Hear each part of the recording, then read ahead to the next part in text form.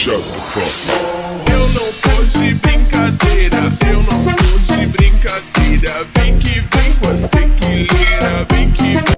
Okay guys, today is a quick one. Okay, no opening, no closing, because I think that I have ruined the painting for this. So you guys know that I changed the head, okay, from the original designer, the Nacho 3D. I changed the head into a little bit more matured head, which is this, okay, from another designer. I've included the link and my captions below. Now I'm gonna join it together. But why do I say I ruined it? Because I found out that the head is a little bit bigger than the body and the rest of the body. But I'm gonna continue anyway because I really don't have the time to reprint again and repaint again. So we just continue it, join the head together and apply putty. But before that, I'm using this kind of like a toothpaste putty to fill in those holes from those supports, okay? Because when I remove the supports, I'm not cutting it, I'm just plugging it, plug out very roughly, so it leaves a lot of marks on the surface. And now let's join the head together, and I'm really bad at sculpting. You see that I'm trying my best to join it so it won't look so obvious with the seam line between the head and the body. Okay, now add on a little bit of hair to slightly cover the line because I don't want to do a lot of sandings on this part. Okay, now looks okay. Let's go for another part for the legs. Everything is 100% printed successfully and beautiful, far from Nacho 3D. And this Batman so far, I think this Bruce Wayne STL is the best in the marketplace. I couldn't find any other which look as good as this. Quality is not bad, and using SLA save a lot of time on sanding the surface. However, the base is big, but thank God it can manage to print in one piece by using this Frozen Sony Mega 8K. Now remove all supports and try to assemble it to see if it's correctly printed. Now looks okay. Yeah, looking at the Batman cowl. The head, yeah. If you notice it correctly, it looks a little bit bigger.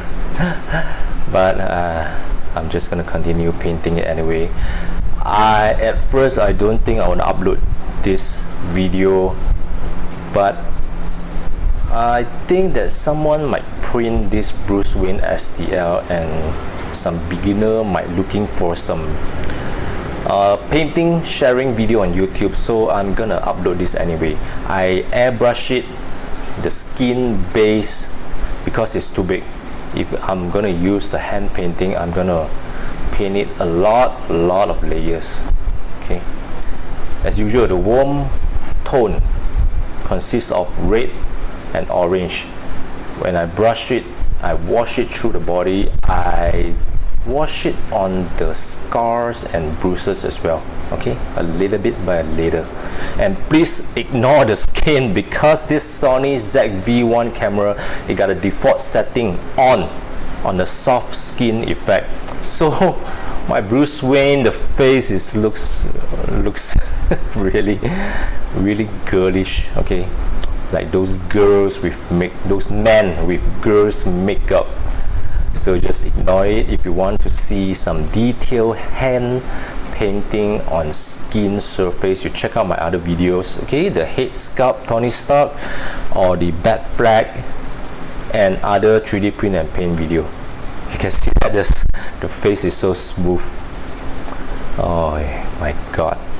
And now I'm applying the warm tone on the body. As you can see, that is really tiring because the body, the surface is too big.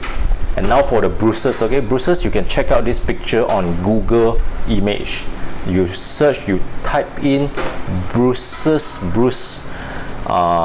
painting techniques. There are a lot of pictures to give you how to paint. So firstly, for the bruises, I use those olive green, very thin layer of olive green on top, and then a little bit of purple and some mustard yellow color. And now for the eyes, as usual, sculpt out the eyeball shape. I think I did a great job on this eye, so I keep on touching up the eyeball, the iris, you know, those flower patterns inside the eyeball, and double check if it's look at the correct direction. So far okay. Now go for the hair. Black color hair for Bruce Wayne. Now I add on the black color eyeshadow around the eye. It's not very thick, it's like very thin layer of black, and then paint it a few times on top of each other. Okay, this time it's not really satisfied with the painting. I apologize.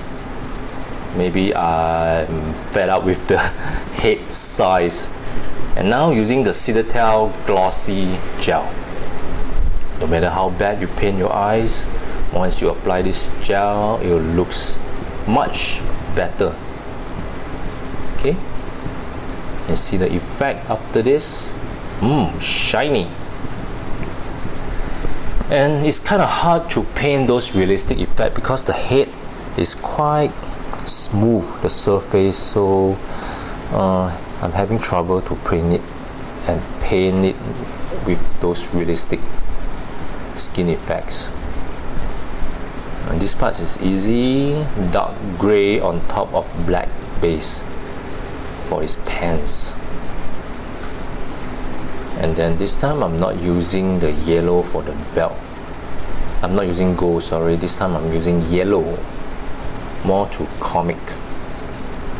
As for the pouch, using black. Add on a little bit contrast on the shoe, and put on the kind of mud effects on the boots. Okay, this I'm using the panel lining. Quite easy to use, and the effects are not bad. For small parts, I'm using hand painting as well, and a little bit of this is panel lining gray on the bandage. And now let's assemble all. looks okay, but still not very satisfied with my painting this time. And now for the base, a little bit of sanding here, dark brown and then light brown on top of it. Yeah, this is the light brown. And then I'm go for the black color for the metal part. This I'm going to paint it in gold, so black color base, but not silver on top of it and then use clear gold. I straight away use the gold paint on top of the black color base. Now as for the silver, quite easy.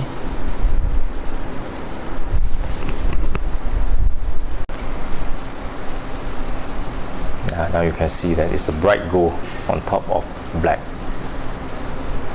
Not too shining compared if you use the silver color layer and then use a clear gold. Now doing some washes and dry brush. The black color, bad signal. I use putty a lot instead of using those masking tape. A little bit of shadow, black shadow, and now let's assemble all. And that's all for today's very quick painting video. If you like this, although I think it's not good, but if you like this, don't forget to subscribe and give me a like on this video, and I see you guys next time. Goodbye.